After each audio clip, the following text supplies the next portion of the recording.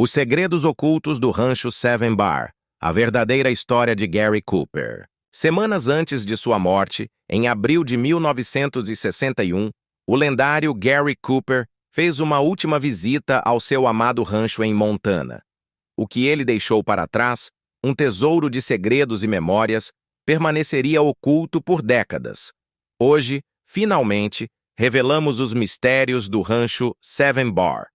Uma coleção que inclui pinturas inéditas, uma cela que redefiniu Hollywood e objetos pessoais que revelam a verdadeira essência do homem por trás do mito, desde suas crises nervosas até sua fuga da fama. O nascimento de uma lenda sob o trovão de Montana. Frank James Cooper, o homem que o mundo conheceria como Gary Cooper, veio ao mundo em 7 de maio de 1901, em Helena, Montana. Naquela noite, uma tempestade elétrica formidável sacudiu a cidade. Dizem que o trovão que ecoou exatamente quando o pequeno Frank chorou pela primeira vez foi um anúncio da natureza. Um sinal de que alguém extraordinário havia chegado. Seus pais, Charles e Alice, de origem inglesa, incutiram nos filhos as tradições britânicas, mesmo na fronteira indomável. Em casa, Frank e seu irmão Arthur eram obrigados a falar um inglês impecável e seguir regras rigorosas à mesa, um contraste fascinante com a vida selvagem que os cercava. O pai de Frank, um advogado que viria a se tornar juiz, costumava levá-lo ao Capitólio Estadual. Lá, o jovem Frank observava com admiração os debates e apreciava a arte do Oeste que adornava as paredes. Uma dualidade entre a vida fronteiriça e os valores ingleses que moldaria sua identidade única. Uma infância marcada pela natureza e pelo destino. Em 1908, aos 7 anos de idade, Frank viveu um momento que o marcaria profundamente. O rompimento de uma represa próxima provocou uma inundação devastadora. Sua mãe, com uma coragem admirável, o pegou nos braços, montou a cavalo e cavalgou até levá-lo para um local seguro. Essa experiência forjou em Frank um respeito imenso pela força indomável da natureza. Desde cedo, a centelha de seu futuro já era evidente. Aos 9 anos, Frank venceu um concurso ao recitar um poema com tanta paixão que o público se levantou em aplausos. Entre a plateia, um artista de vaudeville, com uma premonição surpreendente, comentou: "Esse menino Cooper pode ser uma estrela algum dia." Ninguém acreditou nele na época, mas o tempo, implacável, lhe daria razão. A dureza do rancho Seven Bar e uma educação britânica inesperada.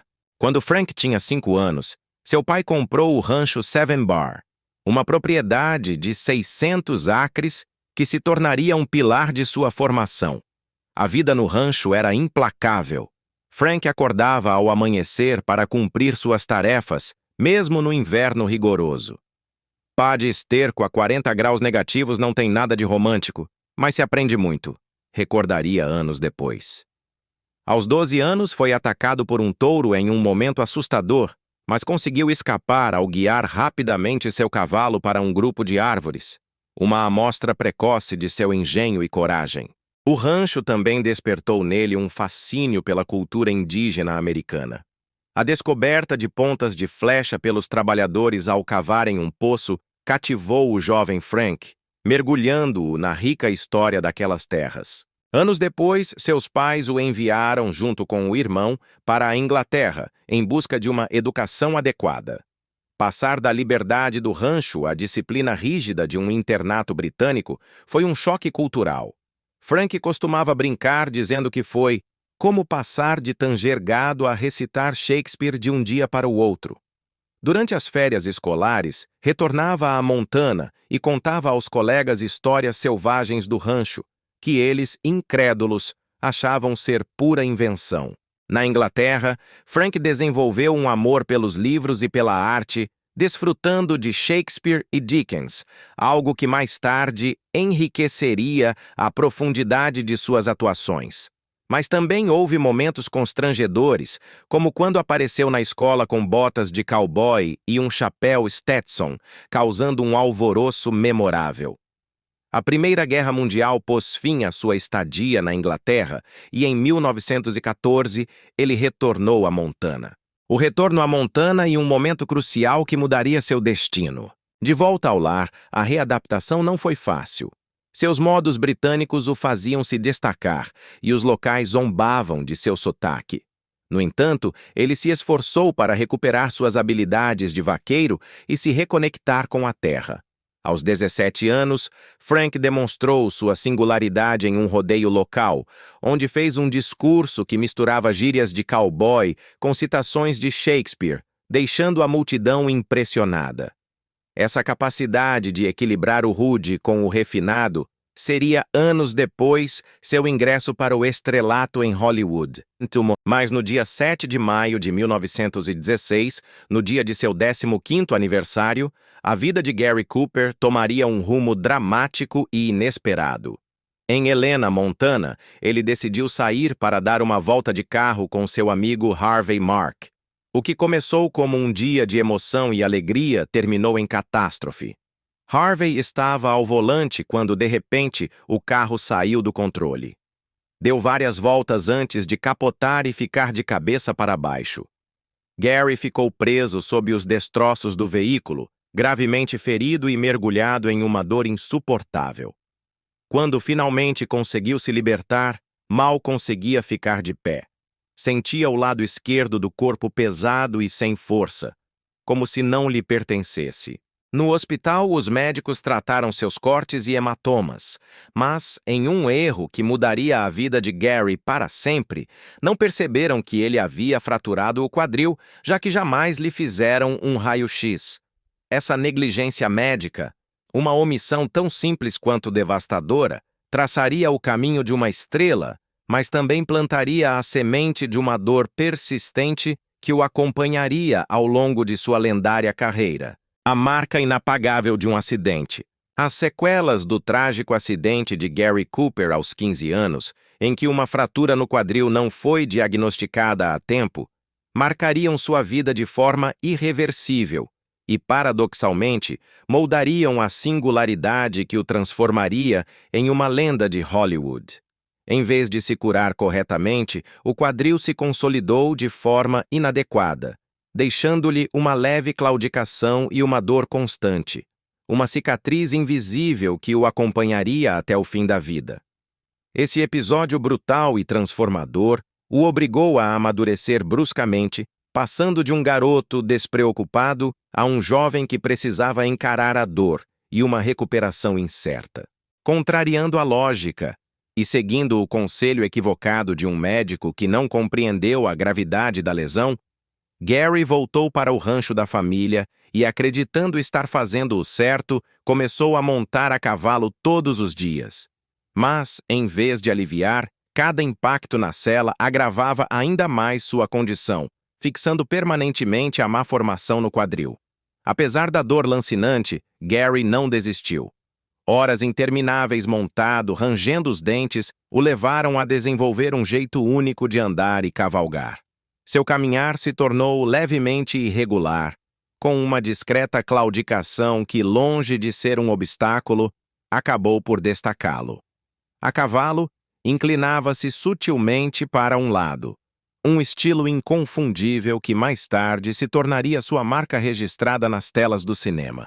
A busca por um sonho. Em 1924, aos 23 anos, Gary Cooper deixou para trás o rancho e o pó de Montana para embarcar em uma aventura incerta em Los Angeles, com um sonho claro: tornar-se artista. Seu pai já havia se mudado para a cidade no início daquele ano, e Gary sentiu que era o momento perfeito para seguir sua vocação.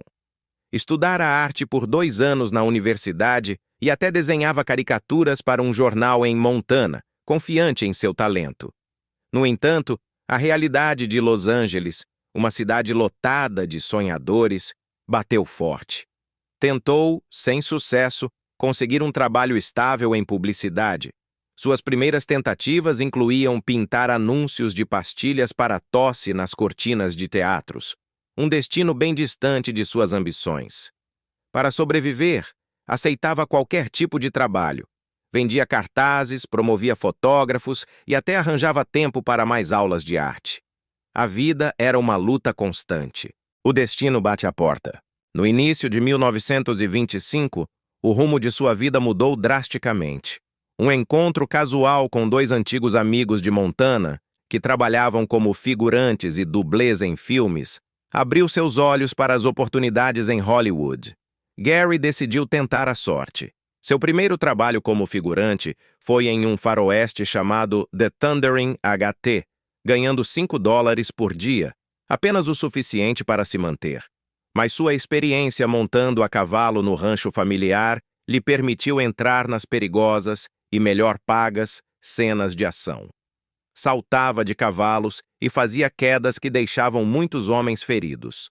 Apesar da dureza e dos riscos, Gary perseverou, aparecendo em dezenas de faroestes de baixo orçamento, com papéis insignificantes ou apenas seguindo ordens no set. Foi nesse momento que Frank Cooper percebeu que seu nome era comum demais. Precisava de algo que o diferenciasse. Sua agente, Nan Collins, sugeriu o nome Gary, inspirado na cidade natal dela, Gary, Indiana. Gary gostou da sonoridade. Curto, fácil de lembrar e com a força certa para sua nova vida em Hollywood. Sua grande oportunidade chegou em 1926, graças a um golpe de pura sorte. Outro ator desistiu do filme The Winning of Barbara Worth, e Gary, que estava no estúdio, foi o substituto ideal. Interpretou um vaqueiro chamado A. Lee, e sua aparência rústica, seu domínio natural com cavalos e sua presença serena impressionaram os realizadores. As filmagens no escaldante deserto de Nevada foram exaustivas, mas a atuação de Gary se destacou. Os críticos notaram seu carisma natural e previram um futuro promissor. O sucesso do filme lhe abriu portas inesperadas. Ele assinou um contrato importante com a Paramount Pictures, ganhando $175 por semana. Uma quantia considerável para alguém que, apenas um ano antes, fazia apenas cenas de risco. Seu papel em The Winning of Barbara Worth o catapultou ao estrelato. Em 1927, participou de Wings, o filme que ganharia o primeiro Oscar de melhor filme. Embora sua aparição como o cadete White durasse apenas alguns minutos, o público o notou. Com impressionantes cenas aéreas e uma bilheteria de $3,8 milhões, uma soma colossal para a época, Wings consolidou sua visibilidade. Cooper, embora não tenha recebido uma fortuna pelo filme, apenas $1.750 por semana, viu sua participação em um sucesso tão estrondoso colocá-lo definitivamente no mapa de Hollywood. A voz do sucesso. Quando o cinema mudo deu lugar ao falado, muitos atores enfrentaram dificuldades para se adaptar à nova tecnologia. Mas Gary Cooper, com sua voz profunda e suave, revelou-se ideal para os filmes sonoros. Seu primeiro papel nesse novo formato foi em The Virginian, em 1929. O filme foi um enorme sucesso, e Cooper se firmou como protagonista.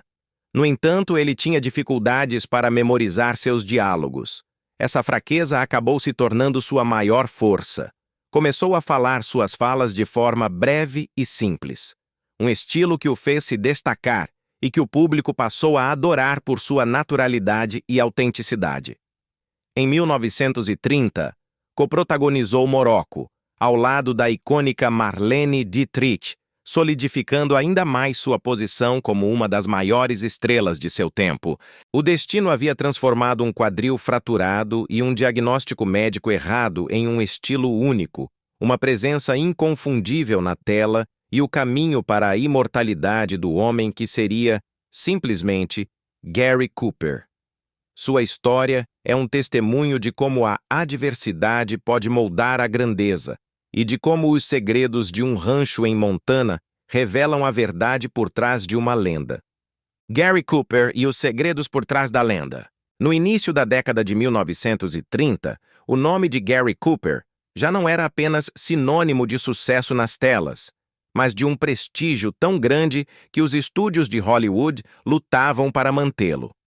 Um exemplo claro foi quando os estúdios Paramount lhe ofereceram a espantosa quantia de US$ 17.000 em dinheiro e ações para evitar sua saída. Uma quantia monumental para a época que demonstrava seu valor incalculável para a indústria. Seu talento era inegável, e a prova veio em 1932 com Adeus às Armas, A Farewell to Arms, baseado na aclamada obra de Ernest Hemingway. Nesse filme, Cooper interpretou um motorista de ambulância da Primeira Guerra Mundial que se apaixona por uma enfermeira, um papel-chave que consolidou sua capacidade de assumir papéis dramáticos complexos. O filme arrecadou a impressionante soma de US$ 3,25 milhões, e o público ficou encantado com sua performance. A química com sua coprotagonista, Helen Hayes, era tão intensa que o romance em cena se tornou assunto em toda parte. Houve até uma cena em um hospital, na qual seu personagem recebe uma bênção, um momento que, para alguns, deixou marcas nas próprias crenças religiosas de Cooper. O enigma de um estilo, a magia da simplicidade de Cooper. O estilo de atuação de Cooper era uma anomalia em um Hollywood conhecido pela grandiosidade. Tranquilo, simples, mas profundamente autêntico. Sua criação em Montana, uma terra de homens de poucas palavras, refletia-se em sua maneira de ser.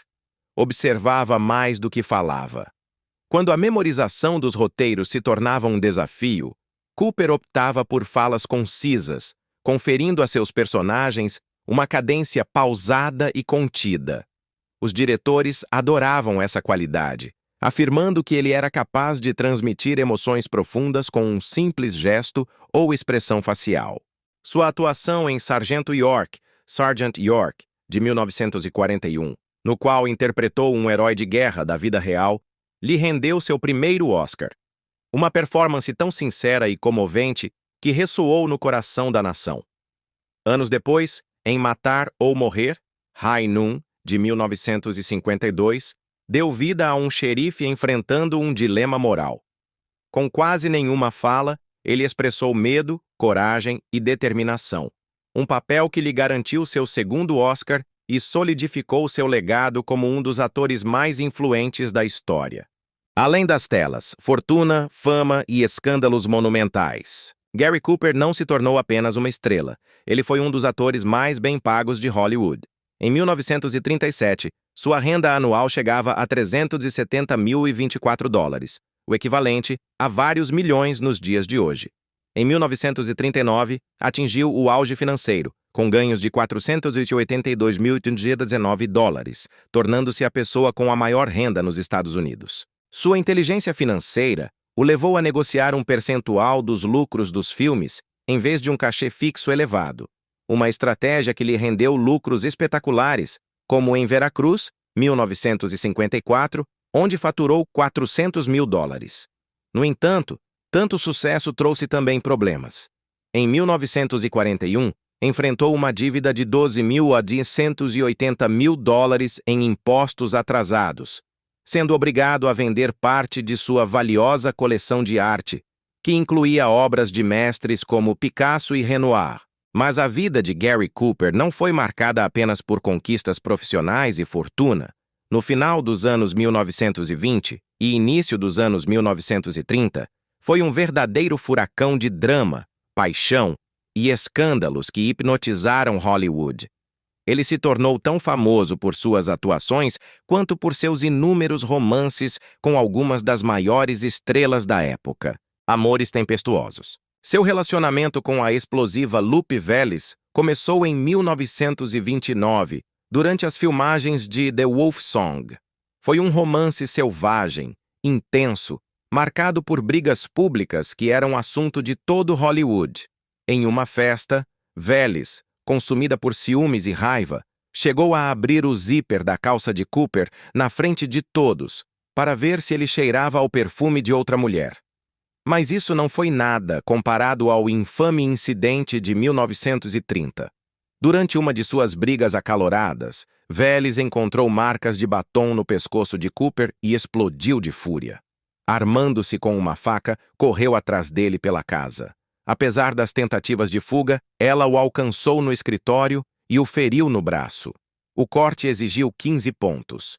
A equipe de Cooper tentou abafar o caso, atribuindo o ferimento a um acidente doméstico, mas a verdade acabou vazando. Surpreendentemente, Cooper não prestou queixa e ainda voltou com Lupe depois.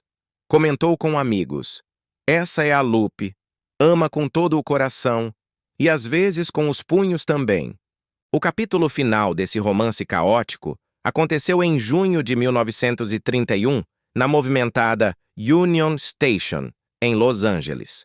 Cooper estava prestes a embarcar para Nova York, antes de seguir para a Europa. Veles, enfurecida com a partida, invadiu a estação e armou um escândalo público. Gritou insultos, chamando-o de filho da... E num gesto que congelou o sangue de quem assistia, sacou uma arma e atirou. A bala não o atingiu, acertando uma coluna, mas causou pânico geral. Cooper, imperturbável, entrou no trem, enquanto Veles sumia na multidão. O episódio foi manchete nos jornais de todo o país. Mais tarde, Veles alegou que era apenas uma arma de festim e que só queria assustá-lo. Mas o estrago já estava feito. O relacionamento deles havia chegado ao fim, mas o coração de Cooper não descansava. Em 1930, ele viveu outro romance, desta vez com a enigmática Marlene Dietrich, durante as filmagens de Marrakech, Marrocos. Dietrich, audaciosa, elegante, com sua imagem andrógina e estilo inconfundível, encontrou em Cooper uma química inegável que transbordava das telas. O relacionamento virou segredo a céu aberto, com aparições frequentes em clubes noturnos e restaurantes, alimentando os colunistas de fofoca. Em 1931, Cooper teve ainda um caso com a espirituosa Carole Lombard, durante as gravações de I Take This Woman. Lombard, casada com William Powell, era famosa por seu humor afiado e charme, adicionando mais uma camada de drama à já tumultuada vida pessoal do astro de Hollywood. O encanto incontrolável de Gary Cooper. A figura de Gary Cooper, o arquétipo do herói americano, não apenas cativava o público nos cinemas, mas também alimentava uma obsessão semelhante na vida real. Seus romances eram manchete constante e suas conquistas amorosas viraram lenda. As histórias sobre seu magnetismo eram tantas que até a lendária Carole Lombard fazia piada, alimentando ainda mais os rumores, dizendo com malícia que Cooper era bem dotado como um cavalo e aguentava a noite toda. O casamento do ano e uma lua de mel com sombras. Em 15 de dezembro de 1933, Gary Cooper, aos 32 anos, surpreendeu Hollywood ao se casar com Veronica Rocky Balfe, uma jovem ex-atriz de 20 anos, anteriormente conhecida como Sandra Shaw, que chegou a atuar no célebre filme King Kong. O casamento foi um evento glamouroso e grandioso, com mais de 250 convidados presentes na igreja de Nossa Senhora de Lourdes, em Nova York. Eles haviam se conhecido apenas 6 meses antes, em uma festa organizada pela Condessa de Frasso. Gary, famoso por seu charme irresistível, ficou imediatamente encantado por Rocky, que não era apenas bela, mas também inteligente, elegante e, curiosamente, campeã de tiro ao prato. A lua de mel foi tão espetacular quanto a cerimônia. Eles embarcaram no majestoso navio SS Rex rumo a Nápoles. Depois passaram por Roma, Paris e Londres. A viagem culminou com um safari na África, onde Gary, em uma exibição de sua paixão pela caça, abateu mais de 60 animais, incluindo leões e até um rinoceronte. No entanto, apesar da emoção e do luxo, os problemas começaram a surgir rapidamente. Cooper, conhecido por sua infidelidade, não conseguiu manter-se fiel. Apenas algumas semanas após a lua de mel, já foi visto em clima de intimidade com sua colega de elenco Fay Wray nas filmagens de Viva a Vila. Esse padrão de comportamento se repetiria, e Rocky passou a lutar constantemente contra a desconfiança. O papel de pai e as tensões silenciosas no lar dos Cooper. Em 15 de setembro de 1937, o nascimento de sua filha, Maria Veronica Cooper, em Los Angeles, pareceu suavizar o coração do indomável Gary. Nervoso, ele caminhava pelos corredores do hospital até o momento do parto. Ao ver a filha pela primeira vez, brincou. "Parece um coelhinho pelado, mas acho que todos nascem assim." A paternidade lhe caiu bem. Adorava Maria, e muitas vezes a levava consigo aos sets de filmagem. Também transmitiu a ela sua paixão pelas atividades ao ar livre, ensinando-a a cavalgar e a caçar em seu rancho em Sun Valley, Idaho. Quando Maria completou 10 anos, já o acompanhava em caçadas. Mas apesar de ser um pai amoroso, Cooper não parou com suas aventuras amorosas, o que gerava enormes tensões familiares. Anos depois, Maria escreveria em suas memórias que sua casa, embora cheia de afeto, também era carregada de tensões não ditas. Um romance proibido. O caso mais sério de Cooper começou em 1948 com a atriz Patricia Neal, significativamente mais jovem do que ele. Eles se conheceram durante as filmagens de The Fountainhead, e a química intensa em cena logo se transformou em um romance apaixonado na vida real. Eles não faziam questão de esconder.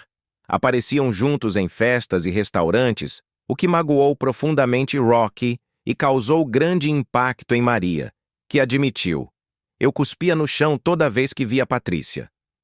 Em 1950, Patrícia engravidou de Gary.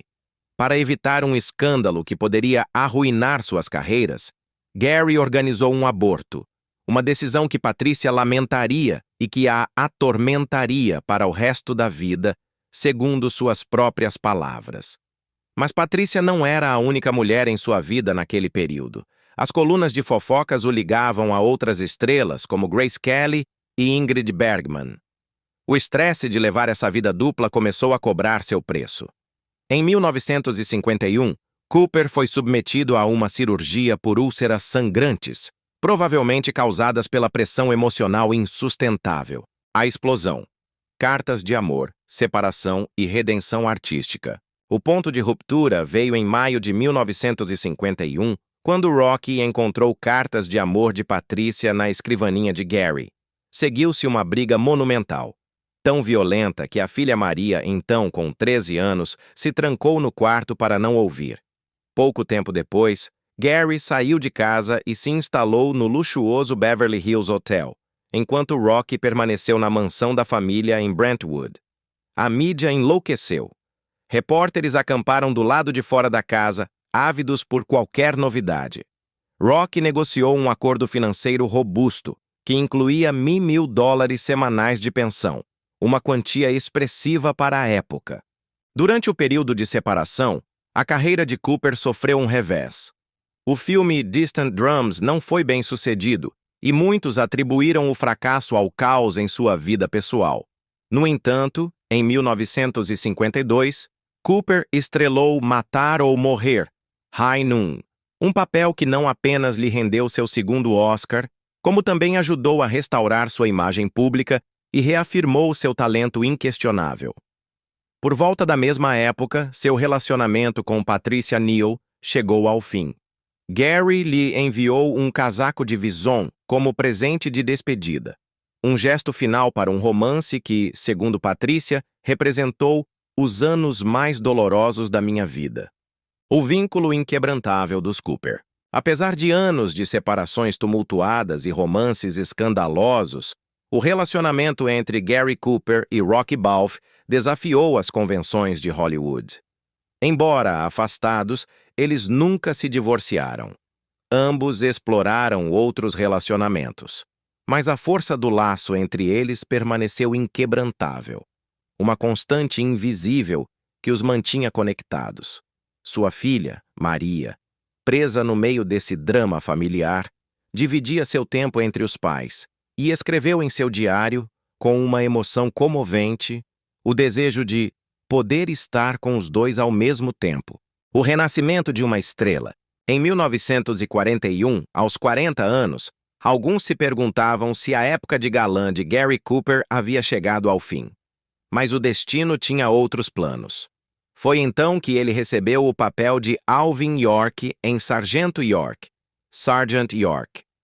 York, um herói real da Primeira Guerra Mundial que passou de pacifista convicto a soldado corajoso, encontrou na atuação contida e natural de Cooper a encarnação perfeita. O filme, lançado em 2 de julho de 1941, pouco antes da entrada dos Estados Unidos na guerra, foi um sucesso retumbante, arrecadando 64 milhões de dólares, o maior faturamento daquele ano. Os críticos elogiaram sua interpretação, destacando como ele retratou o conflito interno de York de forma comovente. No dia 26 de fevereiro de 1942, Cooper ganhou seu primeiro Oscar por esse papel, e seu discurso de aceitação, com apenas 17 segundos, virou lenda. Foi o sargento Alvin York quem ganhou esse prêmio. Eu só vesti o uniforme dele. Foi um momento decisivo em sua carreira, consolidando seu status de ícone. Uma década depois, em 1952, Gary Cooper voltou a conquistar o Oscar por Matar ou Morrer, High Noon. No filme, interpretou o xerife Will Kane, um homem da lei que enfrenta sozinho um grupo de assassinos. O longa, lançado em 24 de julho de 1952, recebeu críticas mistas inicialmente, mas com o tempo foi reconhecido como um clássico atemporal. Além da trama, a obra carregava uma mensagem mais profunda, sendo interpretada por muitos como uma alegoria sobre a era da lista negra em Hollywood. Apesar da idade, 50 anos, e dos problemas de saúde, incluindo úlceras hemorrágicas e dores nas costas, Cooper hesitou em aceitar o papel. Mas o produtor Stanley Kramer o convenceu, e o aspecto cansado e sofrido de Cooper encaixou perfeitamente no personagem. Quando venceu o Oscar na cerimônia de 1953, Cooper não pôde comparecer, pois estava no México filmando Soplo Salvage, Blowing Wild. John Wayne aceitou o prêmio em seu nome, brincando: "Vou procurar meu ator favorito e entregar isso a ele." Um dos papéis mais queridos de Cooper foi o de Lou Gehrig em O Orgulho dos Yankees, The Pride of the Yankees, de 1942. Surpreendentemente, a princípio ele não queria fazer o filme. Aos 41 anos, era consideravelmente mais velho do que Gehrig, quando este se aposentou do beisebol aos 36. Além disso, Cooper não sabia absolutamente nada sobre o esporte e nunca havia assistido a uma partida brincando. "Nem sei como se segura um taco." Ele também achava que era cedo demais para fazer um filme sobre Gehrig, que havia falecido de ELA, esclerose lateral amiotrófica, em 1941. Mas a viúva de Gehrig, Eleanor, foi pessoalmente até ele e implorou de coração para que aceitasse o papel. Seu pedido comoveu profundamente Cooper. Poucos dias depois, ocorreu o devastador ataque a Pearl Harbor, e Cooper decidiu fazer o filme com um propósito mais elevado: levantar o moral do povo americano. Ele se preparou com um empenho incomum, treinando com o ex-arremessador dos Yankees, Lefty O'Doul, e até aprendeu a bater e arremessar com a mão esquerda, como Gehrig.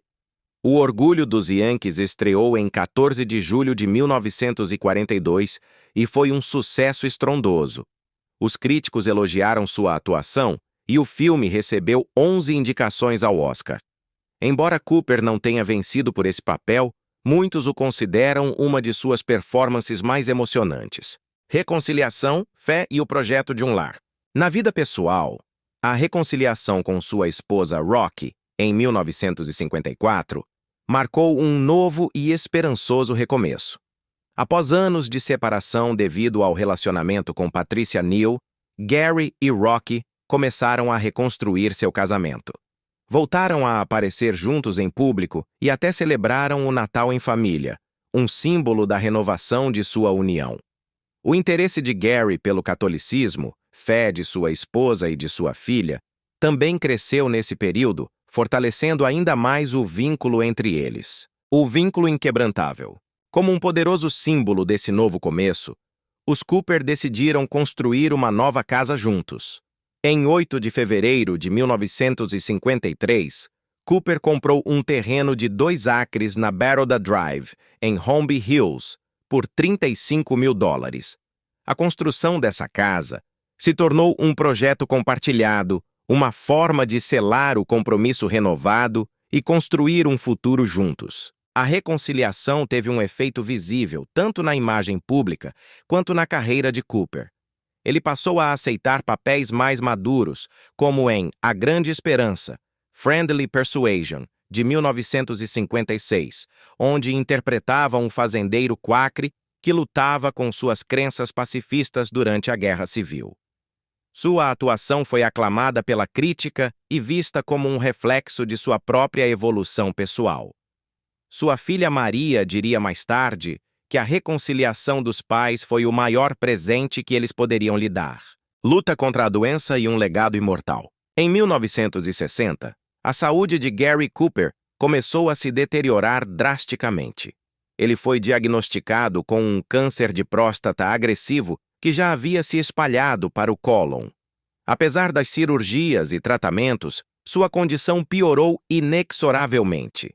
Cooper, com a mesma tenacidade que marcou seus papéis mais heróicos, continuou trabalhando, chegando a viajar ao Reino Unido para filmar À Beira do Abismo, The Naked Edge, que viria a ser seu último filme.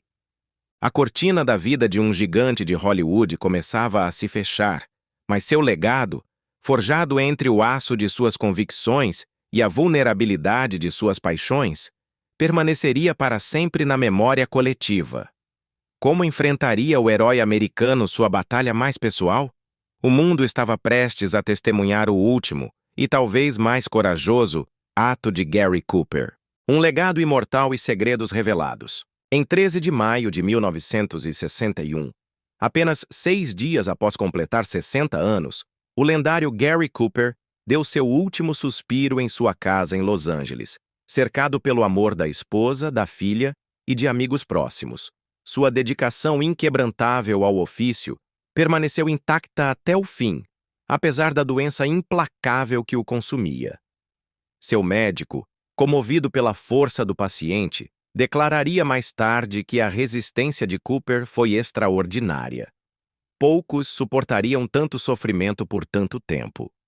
Sua partida marcou o epílogo de uma carreira impressionante e de uma vida tecida com triunfos e lutas, uma jornada que o levou do pó de Montana ao topo de Hollywood. O coração do cowboy. Gary Cooper cresceu no rancho Seven Bar, próximo a Helena, Montana. E esse lugar não foi apenas seu lar de infância, mas o centro de sua identidade. Sua influência transcendeu as cercas do rancho para moldar a essência de seus personagens mais icônicos. Em Matar ou Morrer, High Noon, de 1952, Gary levou sua própria cela do rancho para o set de filmagem. Ele dizia que isso o ajudava a se sentir autêntico, para que o personagem não parecesse falso, uma busca incansável pela verdade que definia sua arte. Em outro filme, O Estranho, The Westerner, de 1940, Gary improvisou toda uma cena sobre como domar um cavalo selvagem, usando seus profundos conhecimentos adquiridos no rancho. O diretor, impressionado com a autenticidade da sequência, decidiu mantê-la no filme porque parecia completamente real. Até mesmo a forma como Gary falava nas telas, direta e econômica, vinha de seus dias no campo. Ele comentou uma vez que durante as cavalgadas com o gado, as pessoas só diziam o necessário. Uma filosofia que ele levou para sua atuação, conferindo aos seus personagens uma autoridade silenciosa e uma honestidade brutal. A paixão secreta, arte, autenticidade e o olhar do cowboy. O rancho também despertou em Gary um amor profundo pela arte do Oeste. Quando menino, observava com fascínio o artista cowboy Charles M. Russell, amigo da família, enquanto ele desenhava cenas da vida rural. A arte de Russell revelou a Gary a beleza intrínseca do mundo em que vivia. Ao crescer e alcançar a fama, Gary passou a colecionar arte do Velho Oeste, incluindo obras de Russell e de Frederick Remington. Era um colecionador exigente. Detestava a arte que idealizasse ou deturpasse a vida do vaqueiro. Certa vez, chegou a devolver uma pintura porque o artista havia desenhado um cowboy segurando o laço de maneira errada, uma demonstração de seu compromisso inflexível com a autenticidade. Com o tempo, Gary, inspirado pela imensidão do rancho, começou a pintar suas próprias cenas do Oeste. Embora nunca tenha exibido suas obras em público, amigos próximos atestavam seu talento inegável, um passatempo secreto que revelava outra faceta de sua alma. O refúgio da alma. O rancho não era apenas um lugar de descanso. Era o santuário de Gary, seu refúgio quando a vida se tornava insuportável. Após sua crise nervosa, ele passou a buscar consolo ali sempre que a pressão de Hollywood se tornava sufocante. Os executivos dos estúdios desaprovavam esse hábito, pois o tornava inacessível, mas Gary não se importava. Ele dizia que o rancho o mantinha são, uma válvula de escape essencial em sua vida. Em tempos difíceis, como durante seu turbulento relacionamento com Patricia Neal, Gary passava cada vez mais tempo em seu refúgio nas montanhas. Os trabalhadores do rancho o tratavam como mais um, não como uma estrela de cinema, um respeito genuíno que significava o mundo para ele. O último adeus à liberdade, uma lembrança inesquecível. A última visita de Gary ao rancho foi em abril de 1961, apenas algumas semanas antes de sucumbir ao câncer. Sua filha, Maria, relatou com emoção como o pai falava sobre o cheiro da artemísia selvagem, que ele chamava de o cheiro da liberdade. Gary expressava um profundo desejo de poder senti-lo mais uma vez. O rancho não era apenas sua casa de infância, nem um refúgio. Era o coração de quem ele era. Lembrava-lhe tempos mais simples, o valor do trabalho duro e aquele espírito de cowboy inquebrantável que o tornava inesquecível tanto nas telas quanto na vida real. A partida de Gary Cooper deixou um vazio imenso no cinema e nos corações daqueles que o conheceram e o admiraram. Sua vida, tão rica e complexa quanto as paisagens de sua amada Montana, é um testemunho de perseverança, autenticidade e da busca constante pela verdade. Elementos que o consagraram como uma lenda que transcenderá gerações. Se você gostou deste vídeo e quer acompanhar tudo o que compartilhamos, não se esqueça de se inscrever no canal e deixar seu curtir. Obrigado por nos assistir. Obrigado por nos assistir. Obrigado por nos assistir. Obrigado por nos assistir. Obrigado por nos assistir.